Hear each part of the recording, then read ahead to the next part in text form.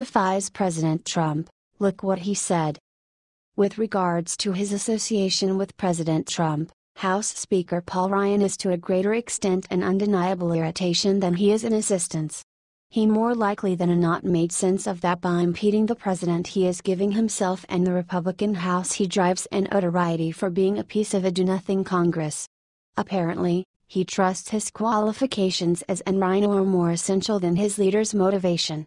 In any occasion, he is, no less than, a failure to conservatives.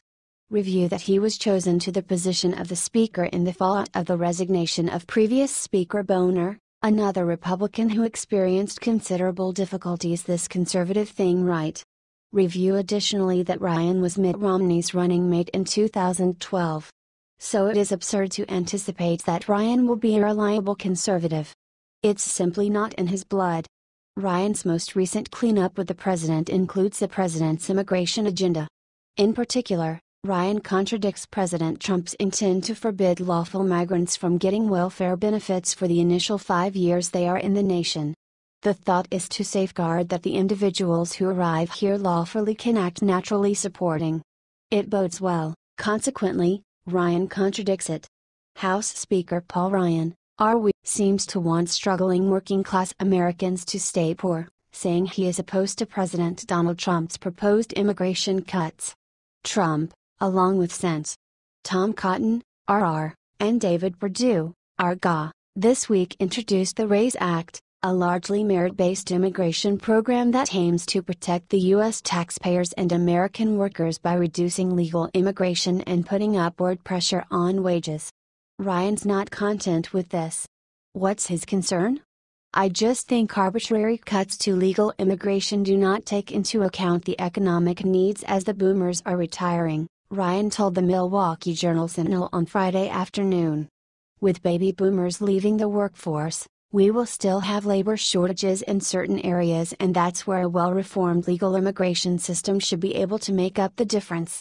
So Ryan trusts that legislation intended to build a level of assurance that legitimate outsiders are employable and not prompt welfare cases is a terrible thing. How does including outsiders who draw welfare benefits help Americans? Obviously, it doesn't. Breitbart News' John Carney's analysis has determined that the bill, which would cut legal immigration into the United States by half, and grant entry based on education, the ability to speak English, and job skills would actually make the working-class Americans wealthier because the gross domestic product per U.S. resident would grow. It would be extremely invigorating if those on the left, and in addition rhinos like Ryan, would begin concentrating on approaches that would profit working Americans, so their earnings and riches can develop. Working-class Americans don't have a lasting pay of the level that a previous congressman or congressperson draws. Officials occupy an altogether different world from whatever is left of us. In any case, that is another issue for some other time. At the present time, there's work to be done in remedying Mr. Ryan's faulty positions. Or, then again, perhaps now is the ideal time just to replace him. What do you think about this? Do not hesitate and write your thoughts in the comment section below. Thank you for reading. H. T. Breitbart.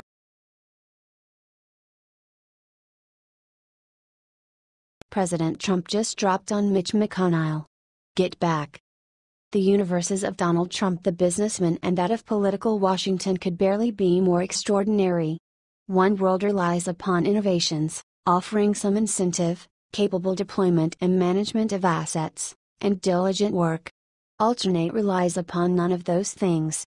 Actually, achievement in the political world is frequently upgraded by reprobate spending, trickery, and the making of projects to profit particular intrigue groups.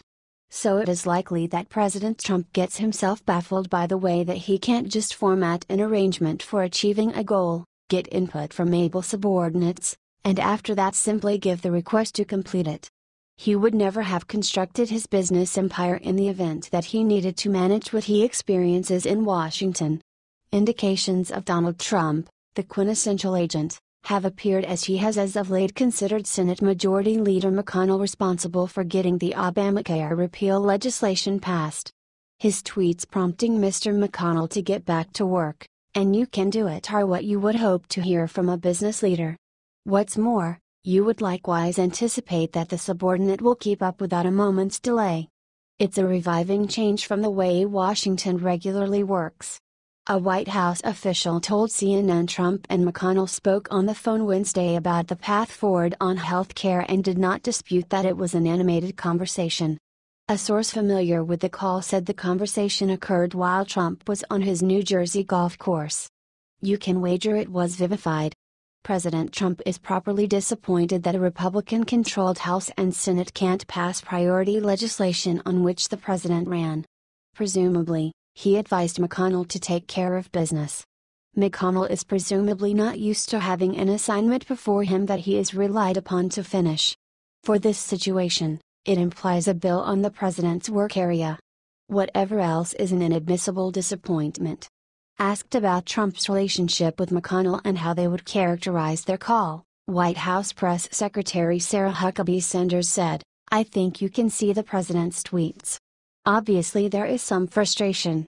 Some frustration is no doubt an understatement.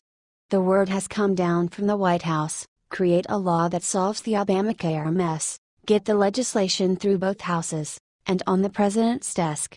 Any other result is unsatisfactory and will not be tolerated. Lawmakers are being considered in charge of getting comes about. Almost certainly many are have extraordinary trouble working in such an environment. Provided that this is true, this is a phenomenal learning background for them. What do you think about this? Do not hesitate and write your thoughts in the comment section below. Thank you for reading. HTKTTS News.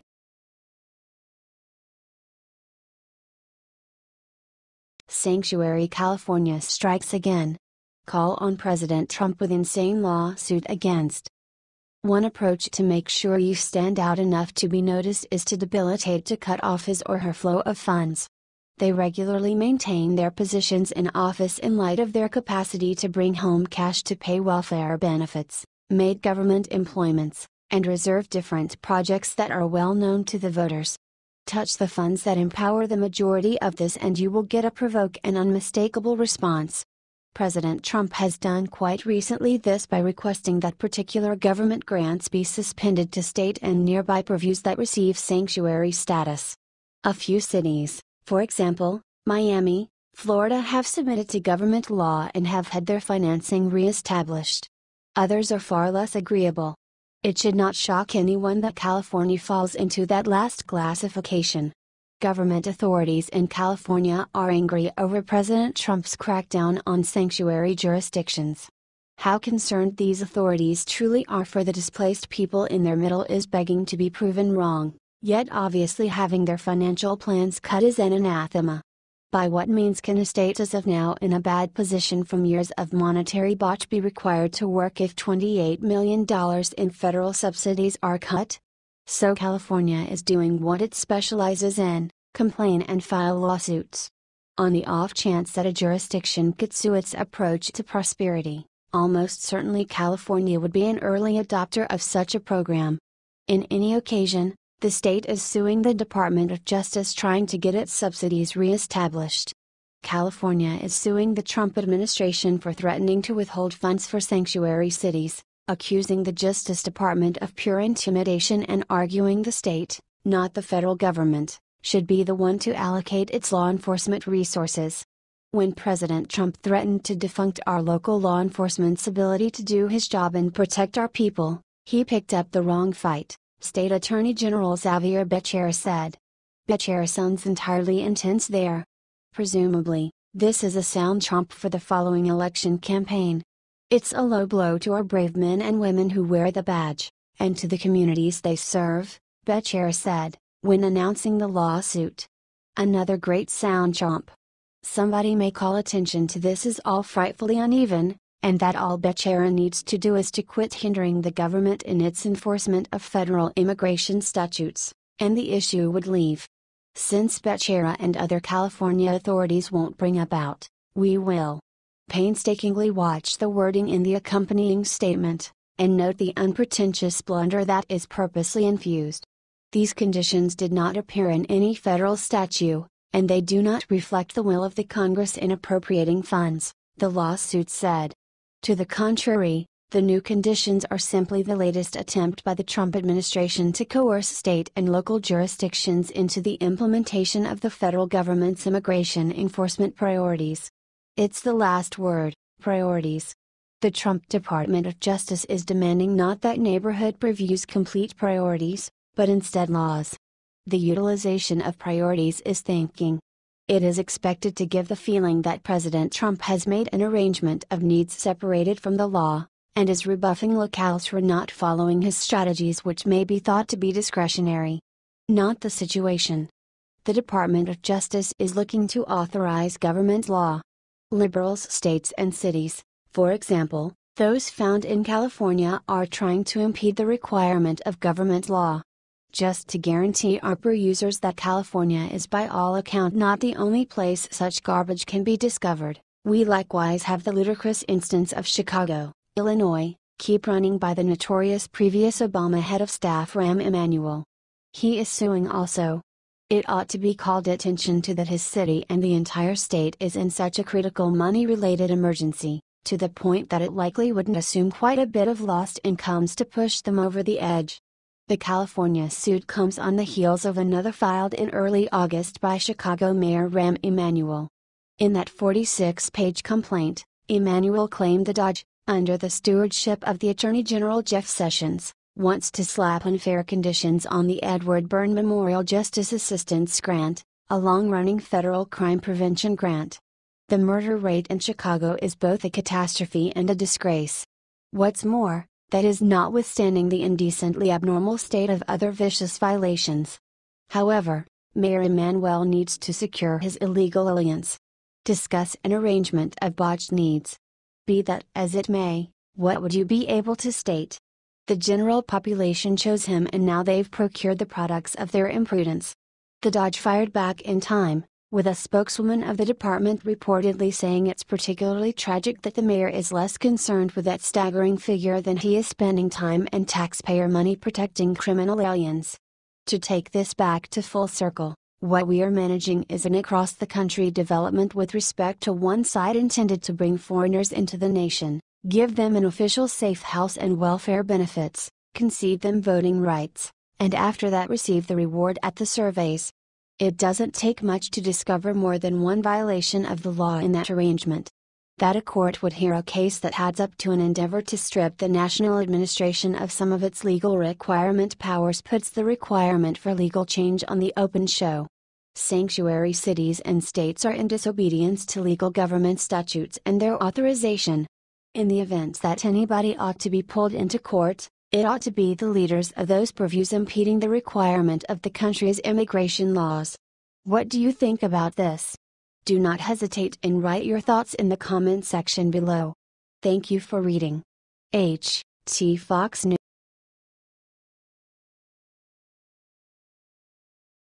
Look, which top official says he won't obey the president's order, I will not. Since we are getting considerably more like the last assurance about what could possibly be done North Korea, especially in light of the fact that the window of chance is obviously shutting quickly, and each minute that passes by is another minute that could see the launch of a nuclear warhead on the US or our partners. Trump and his officers in the Pacific have settled on numerous choices as of now that upgrade our availability and, as General Mad Dog Mattis puts it, lethality. The installation of a terminal high-altitude air defense, THAAD, missile system in both South Korea and Alaska has guaranteed that there is some conviction that Kim Jong-un may simply strike Seoul or the mainland United States. It's as of now been resolved that his Essential 4 focuses in the U.S. through an erroneously discharged photograph by the North Korean government, are Washington, D.C., Austin, Hawaii, and San Diego. With such a lot of going on, one would trust that every one of the authorities of the U.S. military is prepared and willing to toss down for their nation. You'd trust that. And you'd not be right. Clearly, one administrator, Commandant Paul Zukunft, who drives the Coast Guard, has chosen that there is one issue that is significantly more critical than an inescapable nuclear strike on the U.S. Transgenderism and the military. Via Politico, Commander Paul Zukunft, in remarks to a Washington think tank on Tuesday, cited the story of Coast Guard Lieutenant Taylor Miller, who featured last week in the Washington Post, to express his support for transgender members of his service. "I told Taylor I will not turn my back," Zuganth told the Center for Strategic and International Studies Forum. "We have made an investment in you and you have made an investment in the Coast Guard, and I will not break faith. The Coast Guard is part of the DHS, but in wartime it can be transferred to the Navy by the President or Congress." Trump, and a series of tweets last week, said that transgender men and women would not be allowed to serve in the military in any capacity. Following the president's announcement, Zuganth said he had reached out to the Secretaries of Homeland Security and Defense to consider the implications of the announcement. He also said that he personally extended to all openly transgender members of the Coast Guard to express his support. How will the president's wishes be implemented remains unclear. Both Democrats and Republicans, including some who oppose the government paying for the health care of transgender staff, have criticized the proposal to force them out of the ranks in strong terms. Pentagon spokesman Navy Captain Jeff Davis reiterated Monday that the Defense Department has not received any additional guidance beyond the president's tweets last week and that it is still waiting for a formal order. You'll take note of the scholarly untruthfulness here by Politico author Gregory Hillman, as well. He states in his piece that the two Democrats and rhinos have criticized the proposal to drum them out of the ranks. There's one issue with this announcement and that is, it's not valid. There was a particular admonition to the declaration and that was that transgender people who are at present in the military will not be discharged. The request will relate to just the individual's identity entering the service. What do you think about this? Do not hesitate and write your thoughts in the comment section below. Thank you for reading. H.T.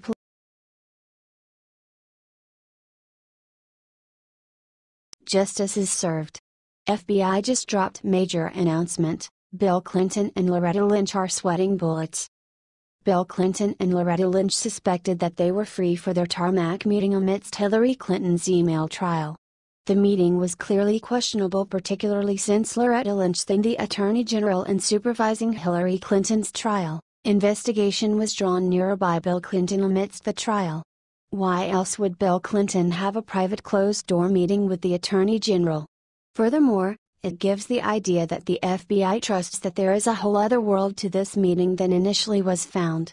Sean Hannity shared the news that the ACLJ confirmed that the FBI was reopening an FOIA request for into the meeting amongst Lynch and Bill Clinton.